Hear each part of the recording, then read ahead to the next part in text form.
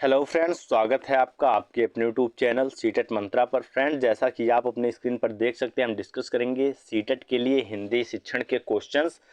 तो फ्रेंड्स, अब तक जो लोग चैनल पर नए जुड़े होंगे वो अगर चैनल को नहीं सब्सक्राइब किए हैं तो चैनल को सब्सक्राइब कर लीजिएगा।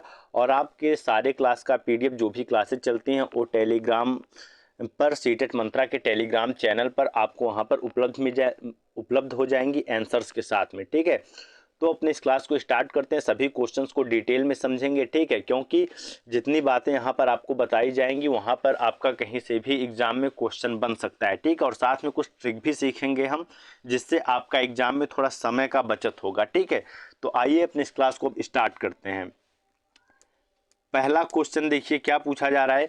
किसी किसी एक बच्चे द्वारा परिवार के सदस्यों की सहायता से सबसे पहले अर्जित की जाने वाली भाषा क्या कहलाती है। मतलब फ्रेंड, जो कोई बच्चा अपने परिवार में सबसे पहले, ठीक है, जो सबसे पहले अपने परिवार के द्वारा जिस भाषा को सीखता है, जिस भाषा को अर्जित करता है, उसे क्या कहते हैं? प्रथम भाषा कहते हैं, क्षेत्रीय भाषा कहते हैं, द्वितीय भाषा कहते हैं, या विदेशी भाषा कहते हैं। तो देखिए फ्रेंड, सबसे पहले हम समझ लेते हैं भाषा अर्जन और अधिगम। ठीक है, तो इसको अगर हम समझ लेंगे तो हमारा काम आसान हो जाएगा और यहाँ से आपके अन्य प्रश्न भी बनते हैं। ठीक है, तो अर्जन को समझ लेते हैं और आपका समझ लेते हैं अधिगम को। ठीक है, भाषा अर्जन और भाषा अधिगम। ठीक है, तो देखिए फ्रेंड, जो भाषा का अर्जन होता है, ठीक है, ये जो अर्जन है, अर्जन का मतलब होता है एक्विजिशन। तो जो भाषा का अर्जन होता है ये एक अवचेतन प्रक्रिया है।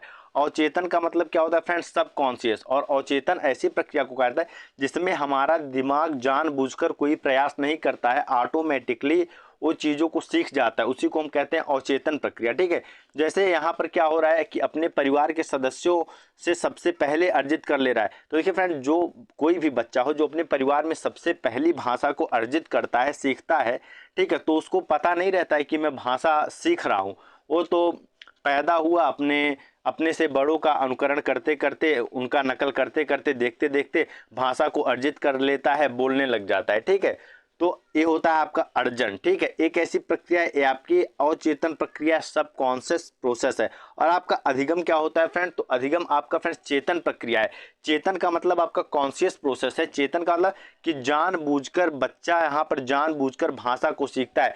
जब देखिए, जब बच्चा जानबूझकर कोई भाषा सीखे या आप ही कोई भाषा सीखे तो भाषा का अधिगम कहलाएगा। लेकिन अगर आपको पता ही ना हो, आप भाषा सीख रहे हैं और आप भाषा सीख जाइए तो भाषा का अर्जन कहलाता है। ठीक है, तो देखिए, ये भाषा अर्जन कैसी प्रक्रिया फ्रेंड्स? ये आपकी अवचेतन प्रक्रिया और एक ऐसी प्रक्रिया, और ये फ्रेंड्स स्वाभाविक भी होती है। ठीक है, स्वाभाविक होती है। स्वाभाविक से तात्पर्य कि ये ऑटोमेटिकली नेचुरली हो जाती है। ठीक है, इसके लिए कोई डेलिब्रेट एफर्ट की जरूरत नहीं होती है, कोई बहुत ज़्यादा प्रयत्न की ज़रूरत नहीं होती है। लेकिन भाषा के अधिगम में प्रयत्न करना पड़ता है, स्कूल जाना पड़ता है या किसी कोचिंग में जाना पड़ता है, वहाँ पे भाषा को सीखा जाता है।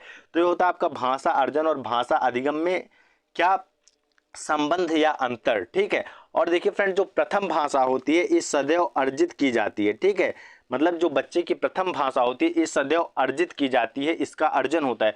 क्योंकि जो भी बच्चा सबसे पहले भाषा सीखता है उसके लिए ना वो किसी कोचिंग में जाता है, ना वो कोई प्रयास करता है, वो बस अपने घर में अपने बड़ों को देखते देखते, अपने माता पिता को या परिवार के सदस्यों को देखते देखते उस भाषा को अर्जित कर लेता है सुन के। ठीक है, तो प्रथम भाषा सदैव क्या होती है फ्रेंड्स? यहाँ पर सदैव शब्द लिख देता हूँ, सदैव होती है अर्जित। ठीक है, तो यहाँ पर आपका प्रथम भाषा जो है वो सदैव अर्जित होती है। और फ्रेंड देखिए, भाषा अधिगम जो है ये फ्रेंड सदैव होता है किसका?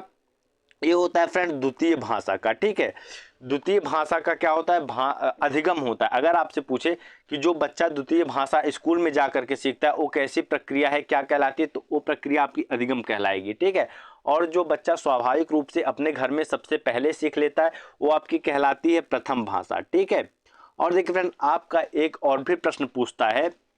ठीक है, एक प्रश्न आपसे और पूछा जाता है कि भाषा अर्जन और अधिगम के बीच का मुख्य अंतर क्या है? तो फ्रेंड्स, वो मुख्य अंतर होता है वातावरण। क्या होता है? वो मुख्य अंतर होता है वातावरण। अब वातावरण क्यों होता है? क्योंकि फ्रेंड देखिए, एक वातावरण है जो परिवार का वातावरण है, घर का वातावरण है, जहाँ पर बच्चा स्वतंत्र रूप से, स्वाभाविक रूप से, बिना किसी प्रयास के भाषा का अर्जन कर ले रहा है।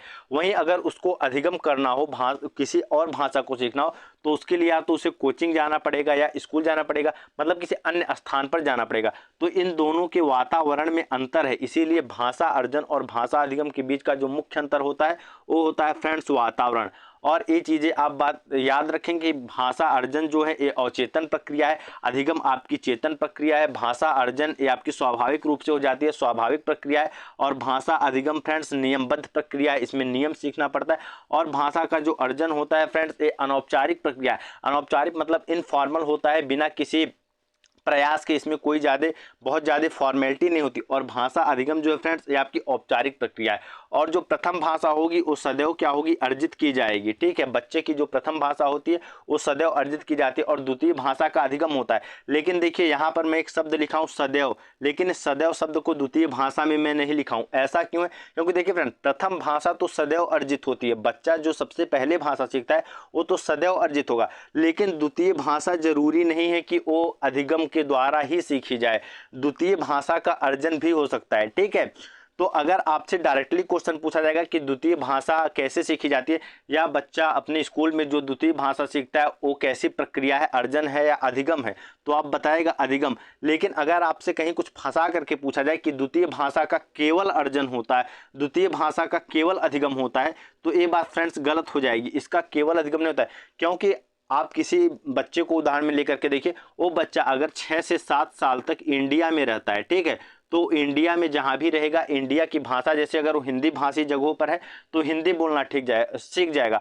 अब 7 साल के बाद इस बच्चे को आप लेते जाइए अमेरिका या चीन, ठीक है, तो बच्चा क्या होगा, 6 से 8 महीने में बहुत लगेगा, तो ज़्यादा से ज़्यादा 1 साल लगेगा, वो चीनी या इंग्लिश भी वो उस देश में जाकर अर्जित कर लेगा बिना किसी प्रयास के। ठीक है, तो वो भी अर्जन में हो सकता है। ठीक है, द्वितीय भाषा का भी अर्जन हो सकता है, लेकिन प्रथम भाषा जो होगी वो सदैव अर्जित ही की जाएगी। ठीक है, और मुख्य अंतर इनके बीच का क्या होगा, इनके बीच का मुख्य अंतर होगा वातावरण। ठीक है, तो अब हम चलते हैं अपने फ्रेंड्स अगले क्वेश्चन पर। ठीक है, यहाँ तक आप लोग समझ गए होंगे अर्जन और अधिगम में अंतर और इसके संबंध को। अब पर समझते हैं अपने दूसरे प्रश्न को। दूसरा प्रश्न देखिए क्या पूछा जा रहा है, प्राथमिक स्तर पर भाषा शिक्षण के संदर्भ में कौन सा कथन सर्वाधिक उचित है। मतलब फ्रेंड प्राथमिक स्तर पर, प्राइमरी लेवल पर लैंग्वेज टीचिंग के लिए कौन सा जो ऐसा कथन होगा वो सर्वाधिक उचित होगा। ठीक है, पहला विकल्प कह रहा है सभी बच्चों की प्रगति समान रूप से ही होनी चाहिए। दूसरा विकल्प कह रहा है बच्चों को विभिन्न प्रकार का बाल साहित्य पढ़ने के अवसर दें। मतलब जो बाल साहित्य होता है जिसमें कार्टून वगैरह के चित्र वगैरह छपे होते हैं, उनको पढ़ने के अवसर देने चाहिए। बच्चों को क्रम से भाषा कौशल सिखाए जाने चाहिए। बच्चों को केवल भाषा की पाठ्य पुस्तक ही दी जाए। लेकिन फ्रेंड्स प्राथमिक स्तर पर भाषा शिक्षण के संदर्भ में हमें बताना है कि कौन सा कथन सर्वाधिक उचित है। देखिए पहला विकल्प आपका क्या कह रहा है, सभी बच्चों की प्रगति समान रूप से ही होनी चाहिए। देखिए फ्रेंड्स, मैं आपको जो लोग पहले से क्लास करते आ रहे हैं उनको मैं बताते हुए आया हूं कि जिस विकल्प में आपको ही शब्द दिख जाए उसको समझ जाइए कि ये विकल्प आपका नेगेटिव है, नकारात्मक है। ठीक है, क्योंकि ये विकल्प आपको एक दिशा में लेकर के जाता है, कठोरता की ओर लेकर जाता है। देखिए सभी बच्चों की प्रगति समान रूप से ही होनी चाहिए, ये आपका जरूरी नहीं है। ये कठोरता की ओर जरूरी नहीं है कि सभी बच्चों की प्रगति समान रूप से होगी। क्यों प्रगति समान रूप से नहीं होगी, क्योंकि आप लोग जानते हैं कि व्यक्तिगत भिन्नताएं, इंडिविजुअल डिफरेंसेस सबके अंदर पाई जाती हैं। तो अगर आप इंडिविजुअल डिफरेंसेस को यहाँ पर थोड़ा सा भी ध्यान देंगे, वो भी आपके सीटेट के ही सिलेबस में है, अगर आप व्यक्तिगत भिन्नताओं का थोड़ा सा भी ध्यान देंगे तो आप इसको समझ जाएंगे कि सभी बच्चों की प्रगति समान रूप से नहीं हो सकती है। कोई बच्चा जल्दी सीखेगा, कोई बच्चा कुछ समय में सीखेगा, सीखेंगे तो सभी बच्चे, लेकिन सबके सीखने में समय में अंतराल हो सकता है, सबके सीखने की शैली में, जो उनके सीखने का लर्निंग स्टाइल है उसमें अंतर हो सकता है। ठीक है, तो सभी बच्चों की प्रगति समान रूप से ही होनी चाहिए, ये बात आपका गलत है। और इसके लिए देखिए ट्रिक है, ही जो है ये आपका नकारात्मक है, आपको एक तरफा लेकर के जाता है। ठीक है, बच्चों को विभिन्न प्रकार का बाल साहित्य पढ़ने के अवसर दें। देखिए फ्रेंड्स, ये बात आपका बहुत उपयुक्त लग रहा है, अच्छा लग रहा है कि बच्चों को विभिन्न प्रकार का बाल साहित्य पढ़ने के लिए अवसर दिया जाए, ये बात आपका उपयुक्त लग रहा है। लेकिन हमें हमेशा चारों विकल्प को पढ़ना है और जो सबसे उपयुक्त होगा उसका आंसर देना है। ठीक है, तो अब तीसरा पढ़ते हैं, बच्चों को क्रम से भाषा कौशल सिखाए जाने चाहिए। मतलब फ्रेंड जो भाषा कौशल है LSRW, ठीक है, LSRW आपके भाषा कौशल है, एक क्रम से सिखाए जाने चाहिए। मतलब आपको पहले लिसनिंग सिखाया जाए, फिर स्पीकिंग सिखाया जाए, फिर राइटिंग सिखाया, फिर रीडिंग सिखाया जाए, फिर फ्रेंड्स राइटिंग सिखाया जाए। मतलब पहले बच्चे सुनना सीखे, फिर बोलना सीखे, फिर पढ़ना सीखे, फिर लिखना सीखे। तो देखिए फ्रेंड्स, ये बात आपका गलत हो जाएगा। क्यों गलत हो जाएगा? फिर आप लोग थोड़ा चलिए व्यक्तिगत भिन्नताओं की ओर। किस तरफ चलिए? व्यक्तिगत भिन्नताओं की तरफ चलिए, इंडिविजुअल डिफरेंसेस की ओर चलिए। अगर आप बच्चों को क्रम से भाषा कौशल सिखाएंगे, ठीक है, तो वहां पर व्यक्तिगत भिन्नताओं को आप एक तरह से नकार रहे हैं, क्योंकि जरूरी नहीं है कि सभी बच्चों के अंदर सारे कौशल विकसित किए जाए। अगर आपके क्लास में कोई ऐसा बच्चा है, ठीक है, जो लिसनिंग इम्पेयर्ड है, मतलब बच्चे को सुनाई नहीं देता है, उसकी श्रवण शक्ति बाधित है, सुन नहीं सकता, तो क्या आप बच्चों को अन्य सारे कौशल नहीं सिखाएंगे? तो ये बात आपकी गलत हो गई। क्योंकि देखिए, सारे कौशल क्रम में सीखे जाते हैं, लेकिन जरूरी नहीं है कि क्रम में ही सीखे जाते हैं। क्योंकि क्या होता है, व्यक्तिगत भिन्नताएं हैं सभी के अंदर, बच्चों के अंदर। और व्यक्तिगत भिन्नताओं में क्या हो सकता है, कोई बच्चा लिसनिंग इम्पेयर्ड हो सकता है, स्पीकिंग इम्पेयर्ड हो सकता है, किसी बच्चे को बोलने में दिक्कत है। अगर किसी बच्चे को बोलने में दिक्कत है, बच्चा गूंगा है, तो इसका मतलब ये थोड़ी ना है कि वो पढ़ना और लिखना भी नहीं सीख सकता है। देखिए, अगर किसी एक पक्ष में या दो पक्ष में आपके विकार आता है कौशल में, ठीक है, दो पक्ष में बच्चे के विकार आता है, तो ऐसा नहीं है कि बच्चा अन्य कौशल नहीं सीख सकता है। बच्चा और अन्य कौशलों को तो सीख ही सकता है, थोड़ा अधिक समय लगेगा, लेकिन बच्चा कौशलों को सीखेगा। ठीक है, तो एक क्रम में भाषा कौशल सिखाए जाने चाहिए, ये बात आपका गलत है। ठीक है, क्यों? क्योंकि मैं आपको समझा दिया हूं कि अगर कोई एक कौशल बच्चे में नहीं है, तो इसका मतलब ये नहीं कि आप दूसरे कौशल का विकास नहीं करवाएंगे, आपको करवाना है। ठीक है, बच्चों को केवल भाषा की पाठ्य पुस्तक ही दी जाए, देखिए फ्रेंड, ये भी बात आपका गलत है। ठीक है, क्यों? क्यों आप केवल क्या कहते हैं, भाषा की ही पाठ्य पुस्तक दें? देखिए, बच्चों में भाषा विकास के लिए आपके समाचार पत्र हो गए, मैगजीन हो गई, ये सब भी इंपॉर्टेंट होते हैं, तो केवल पाठ्य पुस्तक ही नहीं। और देखिए फ्रेंड्स, यहाँ पर देखिए दो दो नकारात्मक शब्द आ रहे हैं। एक तो पहला आ जा रहा है केवल, ठीक है, आपको अगर विकल्प में केवल दिखे तो आप समझ जाइए कि ये विकल्प नकारात्मक है, निगेटिव है, सही नहीं होगा। ठीक है, और आपको देखिए यहाँ पर दूसरा ही शब्द दे दिया है, तो ये दोनों पूरा एकदम प्रतिपुष्टि कर रहे हैं कि मैं अपने आप में एकदम निगेटिव हूँ, एकदम नकारात्मक हूँ। ठीक है, तो इस क्वेश्चन में देखिए फ्रेंड्स, आप क्वेश्चन को तो सॉल्व किए, लेकिन ये आप यहाँ से ट्रिक भी दो सीखे हैं कि अगर किसी विकल्प में ही शब्द आ जाए तो वहां पर समझिएगा कि हमारा विकल्प नकारात्मक है और वो विकल्प सही नहीं होगा। वो विकल्प एक ही समय सही हो सकता है, जब आपसे अगर यहाँ पर पूछ लेता सर्वाधिक उचित नहीं है, ठीक है, अगर यहाँ पर नहीं शब्द का यूज कर लिया जाता तब ही वाला सही हो जाता, केवल वाला सही हो जाता। ठीक है, तो अगर आपसे जब तक गलत नहीं पूछेगा, ठीक है, सही के संबंध में पूछेगा, उचित पूछेगा, तब वहां पर आपका ए विकल्प गलत हो जाएगा, जहां पर आपका ही शब्द आएगा, केवल शब्द आएगा। ठीक है, तो इनको भी आप याद करके चलिएगा, अपने दिमाग में रखे रहेगा, ये सब आपका टाइम सेव करेंगे, एग्जाम में क्वेश्चन को करते समय समय बचाएंगे। ठीक है, अब हम चलते हैं अपने अगले क्वेश्चन पर।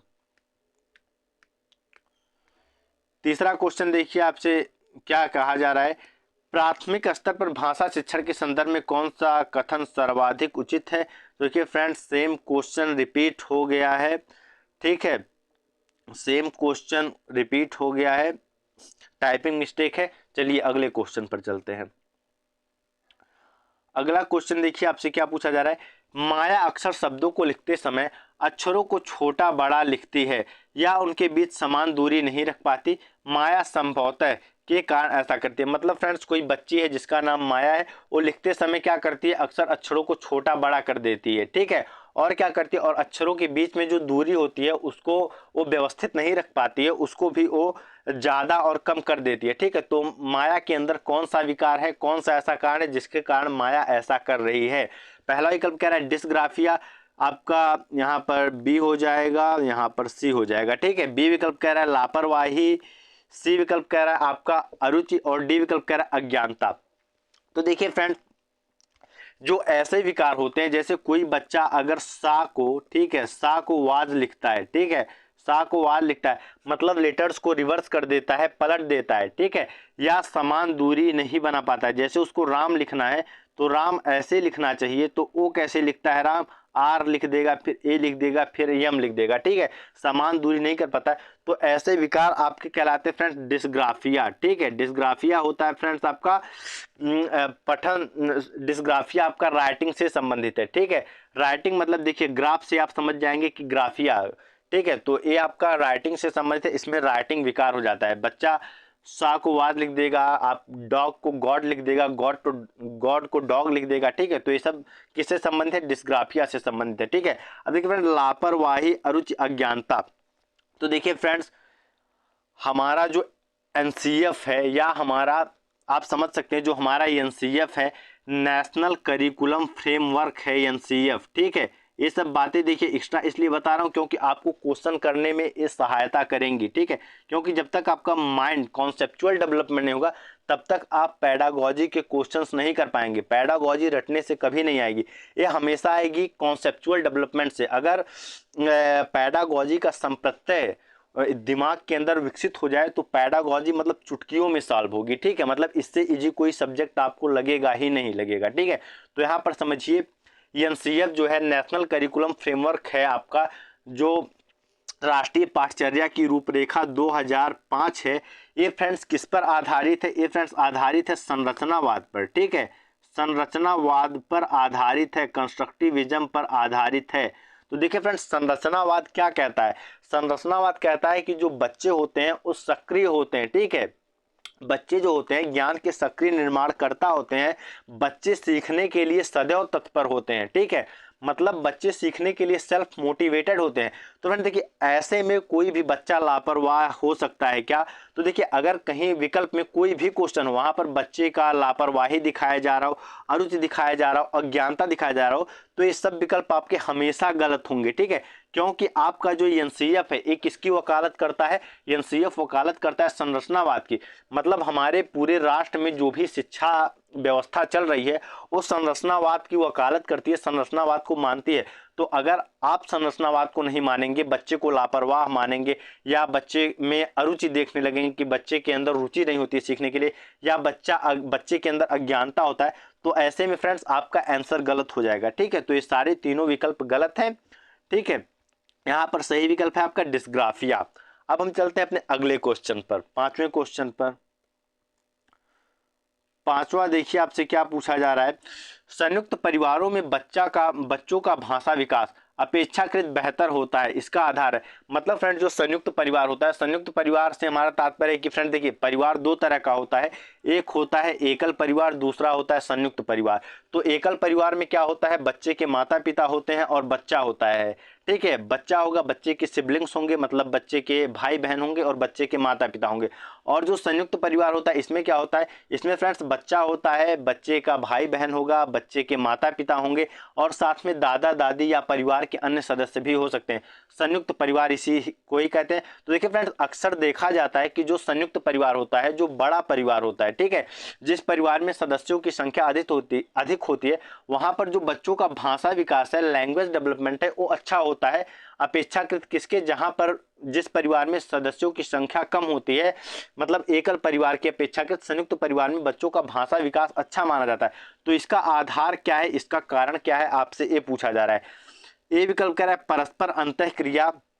मतलब फ्रेंड्स, जो बच्चे हैं, बच्चे अपने परिवार के अन्य सदस्यों के साथ परस्पर अंतःक्रिया करते हैं, ठीक है। अंतःक्रिया करके वो भाषा को सीखते हैं, मतलब एक दूसरे से बातचीत करके, समझ करके भाषा सीखते हैं। और आपका बी विकल्प कह रहा है परस्पर प्रश्नोत्तर, मतलब अपने परिवार के सदस्यों से प्रश्न करके भाषा सीखते हैं।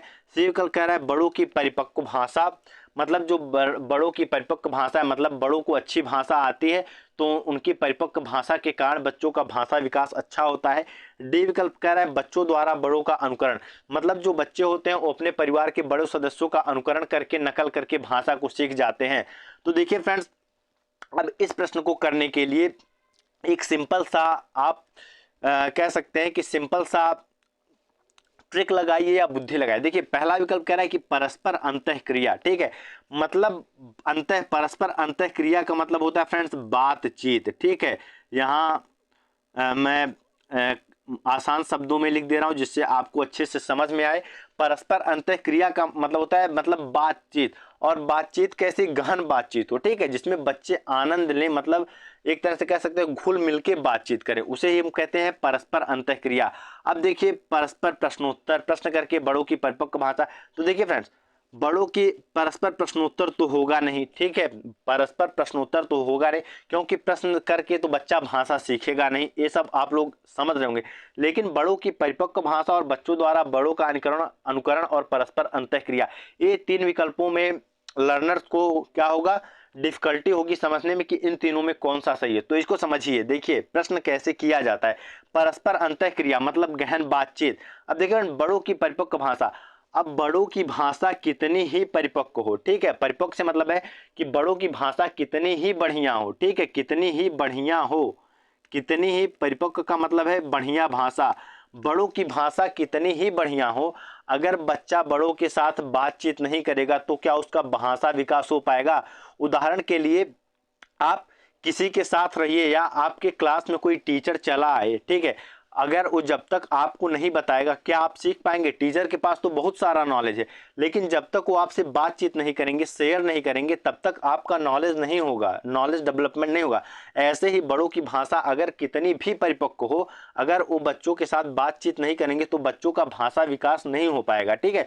तो परिपक्व भाषा तो ठीक है, इसको हम नकार नहीं सकते, लेकिन परिपक्व भाषा तभी प्रभावी होगी जब अंतःक्रिया होगा। अंतःक्रिया के अभाव में परिपक्व भाषा का कोई महत्व नहीं है, ठीक है। बच्चों द्वारा बड़ों का अनुकरण, तो देखिए फ्रेंड्स, अनुकरण करेंगे बच्चे तो ठीक है, लेकिन जब तक अंतःक्रिया नहीं होगा तब तक ये प्रभावी नहीं हो पाएगा, ठीक है। तो सबसे इंपॉर्टेंट यहाँ पर है आपकी परस्पर अंतःक्रिया, ठीक है, क्योंकि परस्पर अंतःक्रिया जब तक बच्चे घुल मिल के बातचीत नहीं करेंगे तब तक उनका भाषा विकास अच्छा नहीं होगा, ठीक है। तो इसके लिए परस्पर अंतःक्रिया इंपॉर्टेंट है।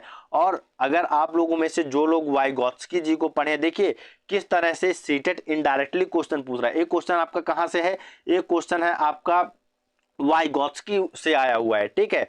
सबको तो लग रहा होगा कि लैंग्वेज डेवलपमेंट से ऐसे ही क्वेश्चन, लेकिन एक क्वेश्चन आपका वाइगॉत्स्की से आया हुआ है। अगर आप वाइगॉत्स्की के थ्योरी को अच्छे से पढ़े होंगे तो वाइगॉत्स्की कहते हैं कि बच्चे बड़ों के साथ परस्पर अंतःक्रिया के द्वारा भाषा सीखते हैं, ठीक है। तो ये क्वेश्चन आपका इनडायरेक्टली कहाँ से है, वाइगॉत्स्की के थ्योरी से आया हुआ है, तो परस्पर अंतःक्रिया यहाँ पर इसका आधार हो जाएगा। अब हम चलते हैं अपने अगले क्वेश्चन पर, छठवें क्वेश्चन पर।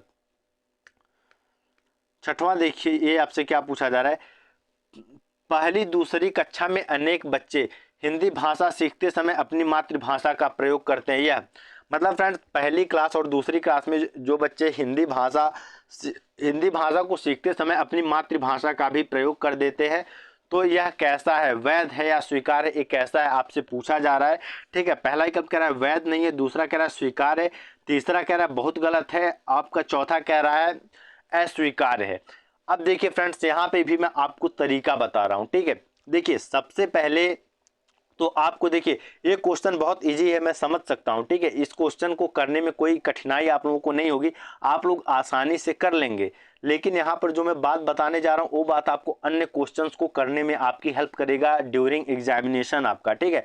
अब देखिए सबसे पहले कोई भी क्वेश्चन हो, ठीक है, उसके विकल्पों को आप पढ़िए, ठीक है, विकल्पों को पढ़िए और वहां पर विकल्पों में संबंध देखिए कि कौन सा विकल्प एक तरफ जा रहे हैं, कौन सा विकल्प अपना अकेला अस्तित्व बना रहा है, ठीक है, कौन सा विकल्प अकेला अस्तित्व बना रहा है और कौन से विकल्प एक तरफ जा रहे हैं, ठीक है। तो इससे भी आप प्रश्न को कर सकते हैं, भले ही आपको प्रश्न में कुछ ना आता हो, फिर भी आप इस प्रश्न को कर सकते हैं, उस तरह के प्रश्नों को कर सकते हैं।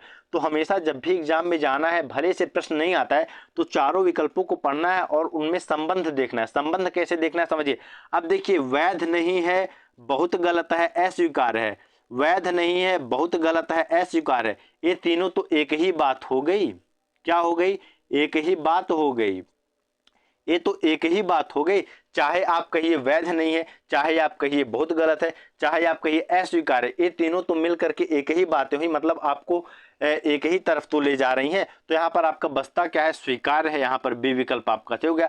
तो इस प्रश्न ये देखिए, ये प्रश्न तो बहुत इजी था, लेकिन यहाँ पे आप लोग सीखिए कि अगर आपके एग्जाम में कोई भी ऐसा प्रश्न आ जाता है जिनको आप करने में सक्षम नहीं है, आपको कुछ समझ नहीं आ रहा है, तो वहां पर आप इस तरह से संबंध स्थापित करिएगा, ठीक है। संबंध देखिएगा विकल्पों में, हो सकता है तीन विकल्प आपको एक दिशा में लेकर के जाएं, तीन विकल्पों का अर्थ एक ही निकल रहा हो, वहां पर एक विकल्प ऐसा हो जिसका आपका अर्थ अलग निकल रहा हो, तो जिसका अर्थ अलग निकलेगा वो विकल्प आपका सही हो जाएगा, ठीक है। तो देखिए फ्रेंड, जो मातृभाषा होती है, मदर टंग होता है, इसका हमें सम्मान करना है, क्योंकि प्राथमिक स्तर पर क्या होता है, बच्चे सबसे ज्यादा अगर किसी भाषा में बच्चों का पकड़ होता है तो वो होता है उनकी मातृभाषा। तो हमें जो अपना टीचिंग भी करना है एलिमेंट्री लेवल तक, वो हमें कैसे करना है, बच्चे की मातृभाषा में करना है, मदर टंग में करना है, ठीक है। तो ये बात स्वीकार्य है, एक्सेप्टेड है। अब चलते हैं हम अपने अगले क्वेश्चन पर, 7वें क्वेश्चन पर। देखिए आपसे 7वां क्वेश्चन पूछा जा रहा है, पढ़ने की कुशलता में सर्वाधिक महत्वपूर्ण है। मतलब फ्रेंड जो पढ़ने की कुशलता होती है, जो रीडिंग कह सकते हैं कि जो पढ़ने में कुशलता होती है, उसमें सर्वाधिक महत्वपूर्ण क्या है।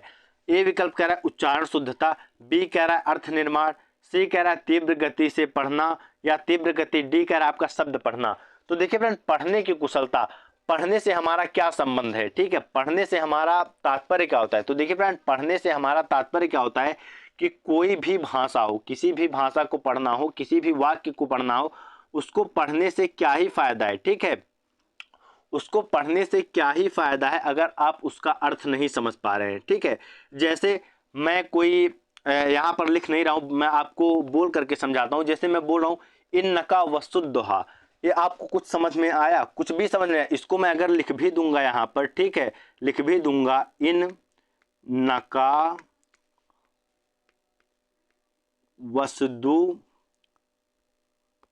दोजा, इन नका वसुद्दोजा, ये मैं यहाँ पर लिखा हूं, आप सभी लोग पढ़ लेंगे इसको, इसका उच्चारण भी कर लेंगे। इन नका वसुद्दोजा, इन नका वसुद्दोजा एक ऐसी भाषा है, ये अरबिक भाषा में है, जिसको मैं देवनागरी में लिख दिया हूं। अब आप इसको पढ़िए, इसको पढ़ करके आप इस प्रश्न का उत्तर समझ पाएंगे। कैसे समझेंगे, इसको समझिए। इन नका वसुद्दोजा, इसको देखिए, इन नका वसुद्दोजा, इसका आप उच्चारण तो शुद्ध तरीके से कर पा रहे हैं, लेकिन उच्चारण शुद्धता से क्या ही फायदा है अगर आप इसका अर्थ ना समझ पाइए, इसका कोई मतलब निकला। आप लाख अरबिक को हिंदी में लिख के पढ़िए, आप लाख अंग्रेजी पढ़ डालिए, लेकिन जब तक उसका आप अर्थ नहीं समझ पाएंगे, या कोई बच्चा अर्थ नहीं समझ पाए, तो ऐसा पढ़ने से क्या ही फायदा है। तो उच्चारण शुद्धता, तो ऐसा नहीं फ्रेंड्स, पढ़ने की प्रक्रिया में, पढ़ने की कुशलता में सर्वाधिक महत्वपूर्ण क्या होता है फ्रेंड्स, अर्थ महत्वपूर्ण होता है, ठीक है। कि मतलब जो बच्चा है वो पढ़ने के बाद अर्थ जान जाए। अगर अर्थ नहीं जान पा रहा है तो वो कितना ही बढ़िया उच्चारण करे, वो कितना भी तेज पढ़े, कुछ भी करे, वो पढ़ने का कोई फायदा नहीं है, ठीक है। तो उच्चारण शुद्धता ये आपकी इतनी इंपॉर्टेंट नहीं है। अर्थ निर्माण, तो देखिए फ्रेंड्स, ये बात आपका बिल्कुल सही है, क्योंकि पढ़ना तब तक, देखिए पढ़ने की प्रक्रिया पूर्ण कब होती है, अगर आपसे पूछा जाए कि पढ़ने की प्रक्रिया पूर्ण कब होती है, तो पूर्ण तभी होती है जब अर्थ निर्माण हो पाता है, ठीक है। क्योंकि कोई बच्चा कितना भी पढ़े, एक दिन में वो 10 किताबों को पढ़ डालता हो, लेकिन जब तक उसका अर्थ निर्माण नहीं कर पाएगा, शब्दों को डिकोड नहीं कर पाएगा, तब तक पढ़ने का कोई फायदा है क्या। तो पढ़ने की प्रक्रिया तब तक पूर्ण नहीं हो पाती जब तक अर्थ निर्माण नहीं हो पाता है। इसलिए पढ़ने की कुशलता में सर्वाधिक महत्वपूर्ण है अर्थ निर्माण, ठीक है, कि पढ़ने के साथ साथ वो चीजें समझ में भी आनी चाहिए। ऐसा नहीं कि हम बस पढ़ ले रहे हैं। तीव्र गति से पढ़कर क्या ही करेंगे अगर कुछ समझ में नहीं आएगा। शब्द पढ़ना, शब्द को पढ़ के क्या ही कर लेंगे। आप यहाँ पर पढ़िए, मैं लिखा हूँ इन नका वस्तुद्वजा, आप पढ़िए, शब्द पढ़ के क्या ही कर पा रहे हैं आप यहाँ पर, अगर आपको अर्थ नहीं समझ आ रहा है। तो पढ़ने की प्रक्रिया में सर्वाधिक महत्वपूर्ण क्या है, अर्थ निर्माण महत्वपूर्ण है, ठीक है। तो अब हम चलते हैं अब अगले क्वेश्चन पर, 8वें क्वेश्चन पर। 8वां क्वेश्चन देखिए आपसे क्या पूछा जा रहा है। रूपा चौथी कक्षा को पढ़ाती है, मतलब कोई टीचर है रूपा जो चौथी कक्षा को पढ़ाती हैं, और वो क्या कर रहे हैं, उन्होंने गुजराती लोक कथा मुफ्त पढ़ाने के बाद बच्चों से पूछा कि उनकी भाषा में आदर के लिए किन शब्दों का प्रयोग किया जाता है। जैसे गुजराती भाषा में भाई बहन का प्रयोग किया जाता है, रूपा का उद्देश्य है, मतलब फ्रेंड्स रूपा है जो चौथी कक्षा में पढ़ाती हैं, चौथी कक्षा की टीचर है, और जो कोई गुजराती लोक कथा पढ़ा रही हैं जिसका नाम है मुफ्त ही मुफ्त, ठीक है। और इस कथा को पढ़ाने के बाद रूपा क्या कर रही है, रूपा बच्चों से प्रश्न पूछ रही है कि उनकी भाषा में आदर के लिए किन शब्दों का प्रयोग किया जाता है। जैसे रूपा का क्लास यहाँ पर कैसा होगा फ्रेंड्स, रूपा का क्लास, सिंपल सी बात है कि रूपा के क्लास में कई जगहों के बच्चे होंगे जो अन्य अन्य भाषाएं जानते होंगे। तो यहाँ पर रूपा क्या करें कि आदर के लिए तुम्हारी भाषा में किस शब्द का प्रयोग किया जाता है, ठीक है, आदर के लिए किस भाषा का प्रयोग किया जाता है। जैसे गुजराती भाषा में भाई बहन का प्रयोग किया जाता है, ठीक है। जैसे गुजराती भाषा में हम हिंदी में भाई बोलते हैं, ठीक है, लेकिन हिंदी में सिस्टर के लिए बहन का प्रयोग करते हैं, ठीक है, बहन नहीं होता है, बहन होता है, ठीक है। तो ये भी ध्यान दीजिएगा कि बहन शब्द गलत है, बहन सही होता है। तो भाई बहन का प्रयोग करते हैं आपको गुजराती में। तो इसका उद्देश्य क्या है, रूपा ऐसा क्यों कर रही हैं, रूपा ऐसा प्रश्न बच्चों से क्यों कर रही हैं, ए विकल्प कह रहा है बहुभाषिकता को संबोधित करना, मतलब जो बहुभाषिकता है उसको संबोधित करने के लिए, उसको प्रोत्साहित करने के लिए रूपा ऐसा कर रही है जिससे बच्चों को लगे कि उनकी भाषा को सम्मान मिल रहा है कक्षा में, इसलिए रूपा ऐसा कर रही है। आपका बी विकल्प कह रहा है अभ्यास प्रश्न को करवाना, मतलब अभ्यास प्रश्न को करवाना चाहती हैं। सी विकल्प कह रहा है अन्य भाषाओं को जानना, जिससे बच्चे अन्य भाषाएं जान पाए, इसलिए वो ऐसा करा रही हैं। डी विकल्प कह रहा है सभी बच्चों को अवसर देना, इसलिए ऐसा करें जिससे सभी बच्चों को अवसर मिले। तो देखिए फ्रेंड्स, यहाँ पर सिंपल सी बात है, यहाँ पर रूपा क्या कह रही है कि आदर शब्द को अपने भाषा में प्रयोग, अब आपके मतलब वो क्या कह रहे हैं कि आदर शब्द के लिए बच्चों के अलग अलग जो बच्चे हैं, जो अलग अलग भाषा जानने वाले बच्चे, उनको इस शब्द को किस भाषा में कहा जाता है। तो इसमें रूपा क्या कर रहे हैं, उसमें रूपा बहुभाषिकता को संबोधित कर रही है, ठीक है, बहुभाषिकता को संबोधित कर रहे हैं। अभ्यास प्रश्न, देखिए इससे अभ्यास प्रश्न क्या ही होगा, कोई अभ्यास प्रश्न नहीं होगा। इस तरह का अभ्यास प्रश्न क्या किताबों में आता है, तो कोई अभ्यास प्रश्न नहीं होगा, ठीक है। अन्य भाषाओं को जानना, तो देखिए फ्रेंड्स, ये विकल्प आपके लिए बहुत महत्वपूर्ण है, क्योंकि ये विकल्प एक ही प्रश्न में नहीं कई प्रश्नों में आता रहता है। जहां भी बहुभाषिकता से प्रश्न आता है वहां पर ये विकल्प अक्सर देखा जाता है, ठीक है। देखिए फ्रेंड, बहुभाषिकता का उद्देश्य कभी भी अन्य भाषाओं को जानना नहीं। बहुभाषिकता ये नहीं कहती है कि जो बच्चे हों वो कई भाषाएं जान जाए। बहुभाषिकता ये कहती है कि सभी बच्चों की भाषा का सम्मान हो, सभी बच्चों की भाषा का कक्षा में स्थान मिले, ठीक है। तो बहुभाषिकता ये कभी नहीं कहती है कि एक बच्चा 10 भाषा जाने, ठीक है, ये बात आपकी गलत है। बल्कि बहुभाषिकता ये कहती है कि जो 10 बच्चे 10 भाषा जानते हैं, इन 10 भाषाओं का सम्मान होना चाहिए कक्षा में, ठीक है। तो अन्य भाषाओं को जानना, ये बात आपका गलत है। सभी बच्चों को अवसर देना, तो देखिए फ्रेंड्स, यहाँ पर ऐसा भी कुछ नहीं कि सभी बच्चों को अवसर दिया जा रहा है, ठीक है। देखिए यहाँ पर ये विकल्प आपको सही लग सकता है कि सभी बच्चों को अवसर देना, लेकिन देखिए प्रश्न को करते समय अपने दिमाग को हमेशा डाइवर्स वे में ले करके चलना है, ठीक है। हमें अपने एनसीएफ को ध्यान में रखना है, हमें अपने नेशनल एजुकेशन पॉलिसी को ध्यान में रखना है। तो देखिए एनसीएफ, ये क्वेश्चन आपका कहाँ से, ये क्वेश्चन आपका बहुभाषिकता से है, और बहुभाषिकता कहाँ से इंस्पायर्ड है, बहुभाषिकता आपकी एनसीएफ से इंस्पायर्ड है, ठीक है। आपसे सीधा सीधा पूछता है कि बहुभाषिकता को एनसीएफ क्या मानता है, तो एनसीएफ फ्रेंड्स मानता है संसाधन, क्या मानता है, संसाधन मानता है, एसेट मानता है, ठीक है। मतलब ये संसाधन है, ये कक्षा में बच्चों के लिए क्या है, संसाधन है, मतलब उपयोगी है, ठीक है। तो ये भी बात आप याद रखिए कि बहुभाषिकता को एनसीएफ क्या मानता है, संसाधन मानता है। और या फिर आपसे ऐसे भी प्रश्न क्या आता है कि एनसीएफ किसकी वकालत करता है, तो आप लोग बताइए कि एनसीएफ बहुभाषिकता की वकालत करता है, ठीक है। तो यहाँ पर बहुभाषिकता को जो रूपा है वो संबोधित कर रही हैं, ठीक। तो ये विकल्प यहाँ पर आपका सही है। अब हम चलते हैं अपने अगले क्वेश्चन पर, 9वें क्वेश्चन पर। 9वां क्वेश्चन देखते हैं क्या पूछा जा रहा है। मुहावरे और लोकोक्तियों के प्रयोग के संदर्भ में कौन सा कथन उचित है, मतलब कौन सा कथन यहाँ पर सही होगा, ठीक है। तो फ्रेंड देखिए, भाषा में क्या होता है, मुहावरे और लोकोक्तियों का प्रयोग किया जाता है, ठीक है। आप लोग भी अपने आम बोलचाल की भाषा में मुहावरे और लोकोक्तियों का प्रयोग कर देते हैं, ठीक है, हम सभी लोग करते हैं। तो कौन सा कथन इसके संदर्भ में उचित है, आपसे यही पूछा जा रहा है। देखिए ए विकल्प कह रहा है ये भाषा का अनिवार्य हिस्सा है, बी कह रहा है ये भाषा प्रयोग को प्रभावी बनाते हैं, सी कह रहा है ये भाषा को नियंत्रित करते हैं, डी कह रहा है भाषा का अलंकरण इनका कार्य है। मतलब फ्रेंड्स, भाषा का अलंकरण से तात्पर्य है कि भाषा को एक सुंदर रूप प्रदान करते हैं, ठीक है, मतलब भाषा को सुंदर रूप प्रदान करते हैं, भाषा का अलंकरण करते हैं। तो देखिए फ्रेंड्स, भाषा का अनिवार्य हिस्सा है। देखिए अनिवार्य हिस्सा क्या होता है, अनिवार्य हिस्सा उसे कहते हैं हम जिससे अलग नहीं कर सकते, ठीक है। अनिवार्य का मतलब होता है कि जो मूलभूत हो, जिसे हम अलग नहीं कर सकते हैं, तो जिसे हम अलग नहीं कर सकते, मतलब अगर हम उसको अलग कर देंगे तो फिर उस चीज का, जिससे हम जिस चीज को अलग कर रहे हैं, फिर उसका अस्तित्व ही नहीं रह जाएगा, ठीक है। तो अनिवार्य हिस्सा का मतलब यही होता है कि ऐसी चीज जो एकदम से क्या हो, मूलभूत हो, अनिवार्य हो, और उसको अलग करने पर उस वस्तु का, जिससे हम जिस चीज को अलग कर रहे हैं, उसका अस्तित्व समाप्त हो जाए। तो देखिए ये भाषा का अनिवार्य हिस्सा, ये बात आपका गलत है, ठीक है। क्यों? क्योंकि भाषा का अनिवार्य हिस्सा मुहावरे और लोकोक्तियां कैसे हो सकते हैं?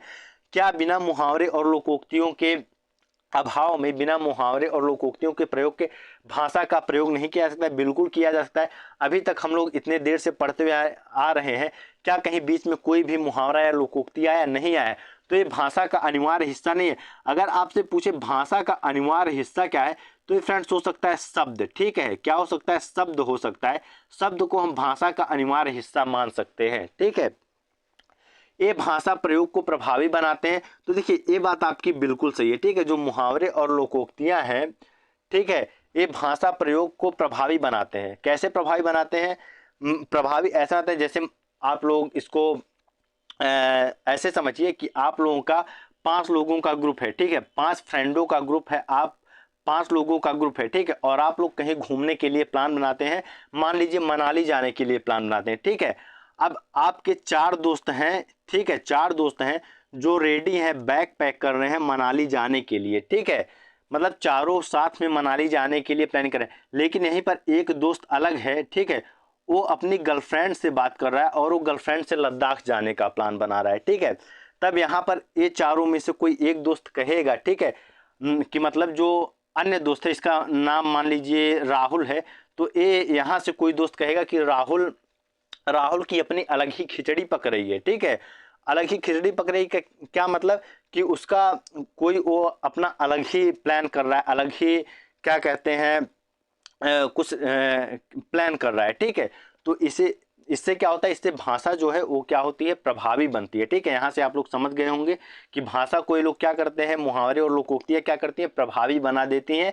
भाषा प्रयोग इससे प्रभावी हो जाता है। ठीक है, जिससे थोड़ा सा भाषा में अलंकरण तो होता ही है, लेकिन इसका मूल उद्देश्य क्या है कि ये भाषा को प्रभावी बना देते हैं। ठीक है, मतलब सामान्य सी बात में थोड़ा सा मजा आ जाता है, प्रभावी हो जाती है। जैसे यहाँ पर राहुल के संदर्भ में मजा आया। ठीक है, क्योंकि ये क्या कर रहा है? ये अपनी अलग ही खिचड़ी बना रहा है। क्यों? क्योंकि 4 दोस्त अपना मनाली जा रहे हैं और ये अपना गर्लफ्रेंड के साथ लगा हुआ है कहाँ जाने के लिए? लद्दाख जाने के लिए। तो इसका अपना अलग ही खिचड़ी बन रहा है। तो ये भाषा प्रयोग को क्या किया? प्रभावी बना दिया। ठीक है, ये भाषा को नियंत्रित करते हैं। तो देखिए फ्रेंड्स, भाषा को नियंत्रित कुछ भी नहीं करता है। ठीक है, भाषा का स्वरूप नियंत्रित करने वाला ने भाषा को कोई नियंत्रित नहीं कर सकता है। हाँ, भाषा को कुछ हद तक व्याकरण नियंत्रित करता है। ठीक है, कह सकते हैं कि व्याकरण जो है वो भाषा को कुछ हद तक नियंत्रित करता है, लेकिन भाषा का स्वरूप नियंत्रित करने वाला नहीं होता है। भाषा का स्वरूप कैसा होता है? परिवर्तनशील होता है। कैसा होता है? भाषा का स्वरूप जो होता है फ्रेंड्स, वो परिवर्तनशील होता है। मतलब भाषा बदलती रहती है, भाषा को नियंत्रित नहीं किया जा सकता। तो ये बात आपका गलत है। भाषा का अलंकरण इनका कार्य है। तो देखिए, अलंकरण तभी हो पाएगा जब भाषा प्रभावी होगी। तो इसलिए हमारा जो उपयुक्त विकल्प है वो भी हो जाएगा यहाँ पर। ठीक है, अब हम चलते हैं अपने अगले क्वेश्चन पर, 10वें क्वेश्चन पर। 10वां क्वेश्चन देखिए क्या पूछा जा रहा है। प्राथमिक स्तर पर बच्चों की सहज और स्वाभाविक मौखिक अभिव्यक्ति में सबसे कम महत्वपूर्ण है। मतलब फ्रेंड्स, सहज और स्वाभाविक मौखिक अभिव्यक्ति, कैसी अभिव्यक्ति की बात की जा रही? मौखिक अभिव्यक्ति की बात की जा रही। जैसे फ्रेंड्स देखिए, अभिव्यक्ति 2 प्रकार की होती है। एक होती है मौखिक अभिव्यक्ति, मतलब जब कुछ बोल करके प्रकट किया जाए। ठीक है, जब कुछ बोला जाए तो इसे हम कहते हैं मौखिक अभिव्यक्ति। और जब कुछ लिख करके बताया जाए तो हम इसे कहते हैं लिखित अभिव्यक्ति। मतलब अपने मन के विचारों को जब बोल करके कोई दूसरे तक पहुंचाता है तो इसे कहते हैं मौखिक अभिव्यक्ति। लेकिन उन्हीं विचारों को अगर लिख करके दूसरे तक पहुंचाता है तो उसे हम कहते हैं लिखित अभिव्यक्ति। और यहाँ पर आपसे प्रश्न पूछा जा रहा है कि मौखिक अभिव्यक्ति में सबसे कम महत्वपूर्ण है। ठीक है, तो मौखिक अभिव्यक्ति में जो सबसे कम महत्वपूर्ण होगा उसे हम बताएंगे। ये विकल्प कह रहा है शुद्ध उच्चारण। मतलब जो शुद्ध उच्चारण होता है, जो शब्द होते हैं उनका जो शुद्ध उच्चारण होता है वो सबसे ज़्यादा महत्वपूर्ण होता है। मौलिक विचार जो होते हैं वो सबसे ज़्यादा महत्वपूर्ण होते हैं। बोलने में आत्मविश्वास सबसे कम महत्वपूर्ण है। और आपका डी कह रहा है स्पष्टता सबसे कम महत्वपूर्ण है। ठीक है, आपसे सबसे कम पूछा जा रहा है, इस बात को ध्यान दीजिएगा। देखिए फ्रेंड्स, जो मौखिक अभिव्यक्ति में होता है सबसे कम महत्वपूर्ण होता है वो है फ्रेंड्स आपका शुद्ध उच्चारण। ठीक है, क्यों शुद्ध उच्चारण? क्यों फ्रेंड्स? क्योंकि देखिए, शुद्ध उच्चारण कितना भी हो, ठीक है, कोई भी बच्चा हो या कोई भी व्यक्ति हो, वो कितना भी अच्छा शुद्ध उच्चारण करता हो, लेकिन अगर उसके पास मौलिक विचार नहीं होंगे, उसके बोलने में आत्मविश्वास नहीं होगा, अस्पष्टता नहीं होगा, तो फिर उसका जो कह सकते हैं कि एक जो वो संप्रेषण कर रहा होगा, जो उसका कम्युनिकेशन होगा वो फेल हो जाएगा, फेलियर की तरफ चला जाएगा। ठीक है, क्योंकि शुद्ध उच्चारण से भी ज़्यादा इंपॉर्टेंट क्या है? मौलिक विचार है। क्योंकि अगर मौलिक विचार नहीं रहेंगे तो फिर मौखिक अभिव्यक्ति उतनी अच्छी नहीं हो पाएगी। ठीक है, आप कोई जैसे समझिए शुद्ध उच्चारण, कोई बच्चा है दो चार वाक्यों को रट करके, ठीक है, दो चार वाक्यों को रट करके उनका शुद्ध उच्चारण कर ले रहा है, ठीक है, लेकिन उसके अंदर कोई मौलिक विचार नहीं, तो फिर उसका संप्रेषण प्रभावी होगा क्या, उसकी मौखिक अभिव्यक्ति प्रभावी होगी क्या, नहीं प्रभावी होगी। इसलिए मौलिक विचार से मतलब फ्रेंड्स कि ओरिजिनल थॉट्स, मतलब ऐसे सोच, ऐसे विचार जो एकदम से नए हों, ठीक है, तो इनके अभाव में आपका जो मौखिक अभिव्यक्ति है वो अच्छे से नहीं हो पाएगा। बोलने में आत्मविश्वास, अगर देखिए आत्मविश्वास ही नहीं होगा, सेल्फ कॉन्फिडेंस ही नहीं होगा, तो फिर कोई कैसे ही बोल पाएगा। बोलने के लिए आत्मविश्वास बहुत ही जरूरी है, ठीक है। अब देखिए स्पष्टता, तो स्पष्टता भी बहुत जरूरी है, ठीक है। देखिए शुद्ध उच्चारण और अस्पष्टता ये दो चीजें हैं, ठीक है। अस्पष्टता का संबंध है आपके आत्मविश्वास से, ठीक है। आत्मविश्वास जब अच्छा होगा तब बोलने में स्पष्टता आएगी। अस्पष्टता का मतलब होता है कि तेज बोलना, ठीक है, तेज बोलना, आत्मविश्वास के साथ बोलना, इसी को हम कहते हैं अस्पष्टता। और शुद्ध उच्चारण इसका बिल्कुल ही अलग चीज होता है, ठीक है। तो जो सबसे कम महत्वपूर्ण है वो आपका क्या होता है, वो होता है आपका फ्रेंड्स शुद्ध उच्चारण, ठीक है। और ये तीनों आपके क्या है, इंपॉर्टेंट है। शुद्ध उच्चारण सबसे कम महत्वपूर्ण है, सबसे कम इंपॉर्टेंट है, ठीक है। और देखिए अगर सबसे अधिक पूछा जाए कि सबसे अधिक क्या है, मौखिक अभिव्यक्ति में सबसे अधिक महत्वपूर्ण क्या हो जाएगा, ठीक है, तो उसका आंसर हो जाएगा फ्रेंड्स मौलिक विचार, ठीक है। मौलिक विचार उसका आंसर हो जाएगा, ठीक है, क्योंकि मौलिक विचार अगर नहीं होगा तो इसके अभाव में ना ही आत्मविश्वास आएगा, ना ही स्पष्टता आएगी। तो सबसे अधिक महत्वपूर्ण हो जाएगा मौलिक विचार और इसके बाद अन्य महत्वपूर्ण होंगे, ठीक है। और यहाँ पर सबसे कम महत्वपूर्ण था शुद्ध उच्चारण। तो फ्रेंड्स यहाँ पर आपकी क्लास खत्म होती है। आई होप आप लोग क्लास को एंजॉय किए होंगे, आपको सब कुछ अच्छे से समझ में आएगा। अगर कुछ समझने में, कोई भी प्रश्न को समझने में कहीं कठिनाई हुई हो तो आप उसको कमेंट के माध्यम से भी मुझे बता सकते हैं, ठीक है। तो उस प्रश्न को मैं दोबारा से लेकर के फिर से एक बार समझा दूंगा। और अगर आपको और भी कोई दिक्कत होगी तो उस प्रश्न को दोबारा एक बार फिर से समझने का प्रयास कीजिएगा, दोबारा क्लास को देखिएगा तो आपको सब कुछ अच्छे से समझ में आ जाएगा, ठीक है। और यहाँ पर जितनी भी बातें हुई क्लास में सब कुछ आपके लिए इम्पॉर्टेंट हैं, ठीक है। और ये राहुल की बात, गर्लफ्रेंड की बात, ये सब थोड़ा हंसी मजाक के लिए, क्योंकि पढ़ाई में क्या होता है कि एक समय के बाद क्या होता है कि बच्चे बोर होने लगते हैं, ठीक है। तो थोड़ा सा ये सब जरूरी है करना उसके लिए, ठीक है, समझाने के लिए। तो आई होप सब कुछ आपको समझ में आया होगा। तो वीडियो को लाइक करिए, चैनल को सब्सक्राइब करिए और इस क्लास को अपने दोस्तों के साथ शेयर करिए जो लोग सीटेट का प्रिपरेशन कर रहे हैं, ठीक है। तो फ्रेंड्स मिलेंगे एक अगली क्लास में, तब तक के लिए आप सभी लोगों का बहुत बहुत धन्यवाद।